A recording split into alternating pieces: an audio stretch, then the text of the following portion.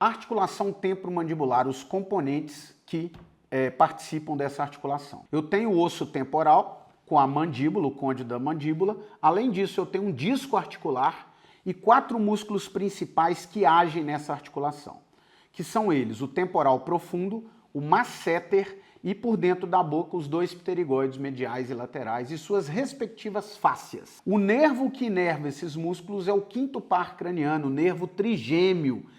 E a ATM, ela tem várias funções, a principal delas, mastigar, apertar e também movimentar o alimento na boca, e está muito relacionado a alterações como bruxismos e outras disfunções temporomandibulares que tem tratamento, onde a terapia manual e a intervenção da fisioterapia tem ótimos efeitos no tratamento, tanto do bruxismo quanto nas disfunções temporomandibulares.